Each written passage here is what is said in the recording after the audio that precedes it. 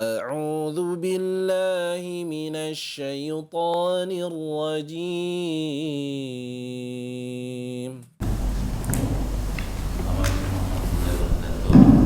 Assalamualaikum. Tadi kata Ustaz, kita umat muslim ini dalam keadaan terpuruk, tapi kok tak ada ya para ulama, kiai, pamannya dia duduk bersama untuk menyatukan umat muslim ini. Padahal yang lebih tahu, yang lebih mengerti itu kan kiai, para ustaz, para semuanya. Tapi kok tak pernah ya duduk bersama, disatukan lagi. Ustaz itulah yang mengendalikan. Kok kayak kapal tuh nggak ada nakoda kita nih. Iya, baik, Suronta. Iya, baik Bapak Ibu yang berbahagia. Ya, betul sekali ya. Melihat hari ini kondisi umat Islam itu kan terpuruk, rusak di segala bidang. Ekonomi ribawi, Pak. Islam utang ke luar negeri itu kan sudah di angka sekarang sudah hampir 7.000 triliun. Itu kan utangnya ke luar negeri, negara-negara kaya kan, Amerika, Cina. Nah, itu kan utangnya tentu bukan syariat kan? Mungkin tidak syariah utangnya kan? Tidak mungkin kan? Pasti ribawi.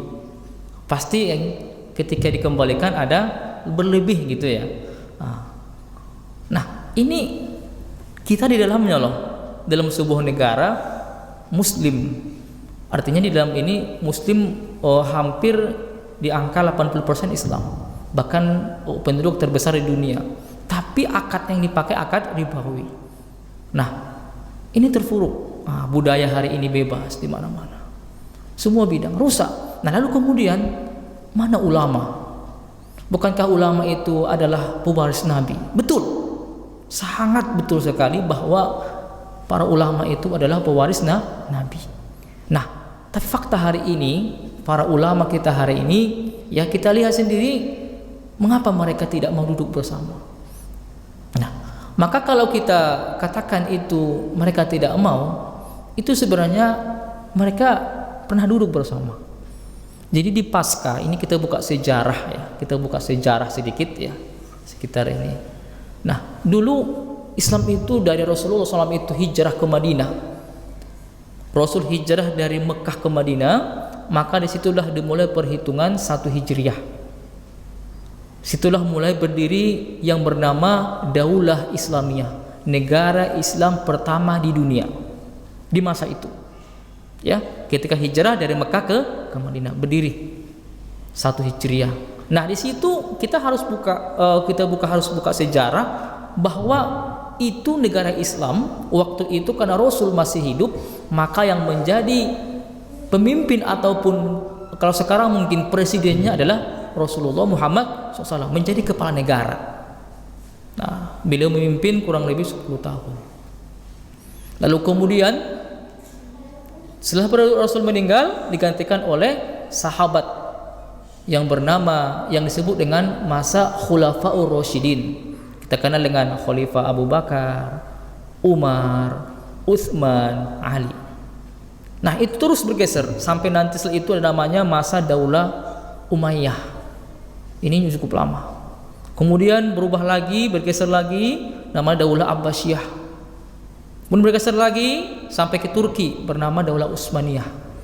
Maka terakhir di tanggal 3 Maret 1924 Masehi atau 28 Rajab 1342 Hijriah, negara Islam yang tadi berdiri itu hancur, roboh. Waktu itu dipimpin oleh khalifah yang bernama Khalifah Abdul Hamid ya. Abdul Majid II terakhir. Itu nggak ada lagi. Siapa yang menghancurkan? Siapa lagi? Itu 2 aspek, ada dari internal dari negara sendiri, yang kedua dari eksternal. Internal itu apa? Ada para susupan daripada negara barat masuk ke negara daulah, kemudian dia membuat provokasi di situ, mempengaruhi, maka hancur. Maka datanglah Inggris, maka nggak ada lagi khalifah, nggak ada lagi pemimpin, ya. Kemudian syariat Islam itu yang dulu kafah dia, maka itu diganti dengan peradaban Barat.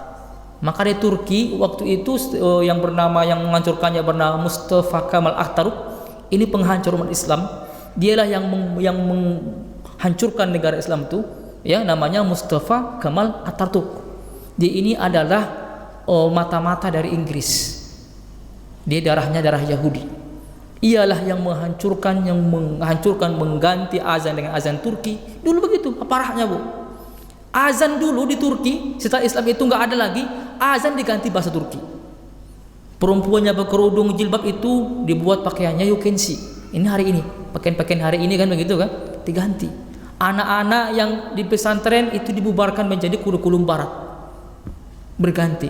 Negara-negara Islam itu waktu itu banyak, ada wilayah-wilayahnya, ada Madinah, ada Yaman, ada Afrika, maka dimerdekakan, dipisah. Maka hari ini ada negara Arab Saudi, ada negara Yaman, ada negara Palestina, dipisah. Dulu menyatu itu. Nah, mengapa pertanyaannya tadi, mengapa bisa hancur? Maka ini terbukti. Maka dari sini kita bisa melihat, karena negara hari ini kan disekat-sekat. Maka ada namanya mereka buat, Barat ini membuat sebuah pemahaman dari mereka bernama nasionalisme, patriotisme. Ini hari ini disekat-sekat. Nah, di sini ada ulama-ulama. Apakah mereka setelah hancur mereka nggak ada ngumpul? Mereka ngumpul. Waktu itu mereka berkumpul di Mesir. Berkumpullah seluruh ulama dari Nusantara, termasuk dari dari tokoh dari Serikat Islam, saya lupa namanya, Cokro Minoto ya. Nah, dia diutus ke sana. Haji Agus Salim diutus ke sana untuk memusyawarahkan ini kita jadikan lagi negara ini. Tapi ternyata karena Barat kuat, Inggris kan yang menghancurkan, mereka menyusupkanlah di situ ulama yang mereka buat boneka. Maka ini nggak jadi, pertemuan ini bubar. Maka hari ini, ya, kita harus akui hari ini yang berkuasa hari ini negara Barat. Nah, mereka itu hebatnya ketika mereka sudah merdekakan ini negara seperti Indonesia merdeka. Maka negara-negara yang merdeka hari ini, coba kita lihat Pak tanggal, itu rata-rata merdeka pasti di angka lewat dari 1924. Indonesia merdeka tahun berapa? 1945. Malaysia itu pun di angka 40-an. Yaman juga di angka 30. Itu nggak ada itu di angka merdeka 1920. 1990. Pasti di lewat 24. Karena itu negara yang dimerdekakan siapa? Sama Inggris. Karena waktu itu Inggris adalah negara adik kuasa. Kalau sekarang kan Amerika sama Cina hari ini kan, sama Rusia yang hari ini juga naik daun kan. Tapi dulu Inggris yang berkuasa. Inggris, Perancis. Kalau Amerika belum nampak mereka. Nah, maka ketika mereka meninggalkan ini negara, mereka menitipkan boneka. Ulama itu kan sebagian boneka yang mereka sisipkan. Mereka bayar. Awalnya mereka sekolahkan beasiswa ke luar negeri, ke Amerika, ke Inggris. Nah, di pendidikan itulah mereka tancapkan pemikiran, pemahaman. Yang pertama pemahamannya apa? Sekularisme, liberalisme, patriotisme, nasionalisme. Ini hari ini. Maka ulama-ulama kita hari ini, sebahagian di antara mereka ada yang mereka terpapar serangan-serangan Barat, tapi nggak disadari. Nah, maka bagaimana kita melihat hari ini? Apakah mereka nggak pernah duduk mereka? Tapi terjadi perang argumen di antara mereka karena pemahaman tadi udah masuk. Pemahaman tadi. Nah, lalu kemudian apakah ada negara hari ini ulama yang menyeru? Ada. Maka hari ini kita kan Allah perintahkan tuh untuk kita ini berkelompok. Wal takum minkum ummatun yad'u ilal khair. Maka hendaklah ada sekelompok di antara kalian, diperintahkan. Nah, ada ulama hari ini. Nah, ulama itu siapa? Nah, maka disinilah perlu kita melihat mereka itu tidak bisa kita pandang sekarang. Harus ada namanya pemahaman, pengkajian, ikut thalabul ilmu. Maka situlah didiskusikan. Kalau mungkin di sini tidak bisa kita lihat ini ulamanya betul enggak? Kan hari ini ulama kan banyak, Pak. Tapi bahasanya kadang memecah, memancing stigma negatif di kalangan kaum muslimin. Nah, seperti hari ini kemarin kan. Nah, sejak kapan rendang punya agama? Itu kan memancing tuh. Sejak kapan agama punya agama? Ini ngomong ulama loh kan. Ada yang mengatakan Islam itu enggak harus toleran. Ini semakin dia ketika dia beragama semakin dalam itu dikatakan radikal. Ini ngomong ulama juga. Nah ini ada yang kita anggap ulama tapi dia itu dipersekusi oleh ulama lain. Ini hari ini. Maka untuk mendudukkan ini perlu kita pengkajian khusus. Nah, maka hari ini karena kita diserang barat, kita ada domba. Ada domba. Maka inilah kalau katakan wa'tasimu bihablillahi jami'a wa la tafarraqu. Berpegang teguhlah kepada tali agama Allah, jangan cerai-berai. Tapi hari ini kita cerai-berai. Nah, maka dalam hal ini kelemahannya tadi itu, kita hari ini dicengkram oleh negara barat. Kita ada domba, ada boneka-boneka mereka utus, bisa berbentuk ulama, bisa berbentuk pejabat, bisa berbentuk konglomerat ataupun para pengusaha. Ini hari ini. Maka untuk mendapatkan informasi ini perlu hadir di majelis ilmu rutin. Akan sampai pembahasan ini nanti ke sana. Kalau sekarang ini yang perlu kita pahami, hari ini rusak, solusinya adalah kembali kepada syariat Islam. Nah, bagaimana supaya dapat maklumat ini? Perlu duduk di majelis ilmu. Tidak hanya satu pertemuan lalu menyimpulkan sendiri, karena berbahaya. Karena hari ini mereka juga menyerang kita tadi, menyerang pemahaman-pemahaman. Nah, dulu namanya ekstrim, sekarang sudah moderasi. Ini bahasa-bahasa yang mereka serang. Kalau ada orang, karena kita ada orang yang semakin taat, radikal. Ada yang jenggotnya makin ini, teroris.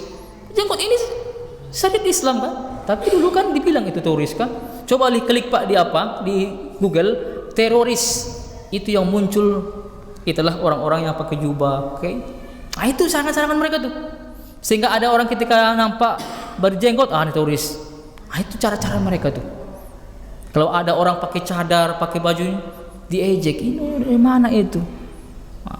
Maka ini yang hari ini juga kita lepas dari hari ini Idul Adha kan hari ini perbedaan pendapat juga di kalangan muslimin kan. Ada yang lebaran nanti hari Sabtu, ada yang hari Ahad. Pecah hari ini. Kenapa pecah? Ya tadi karena kita nggak ada pemimpin, Pak. Islam nggak ada pemimpin yang menyatukan ini, nggak ada. Tapi ketika ada pemimpin yang bernama khalifah, ia akan menyatukan. Dimanapun berada ikut.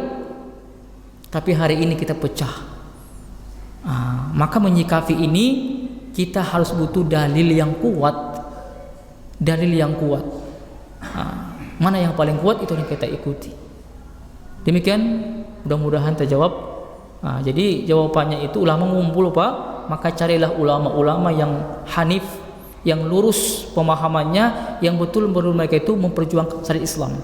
Nah, apa ciri-cirinya? Ciri-cirinya itu apa? Ya da'una ila khair wa ya'muruna bil ma'ruf wa tanhauna 'anil munkar. Yang dua ini.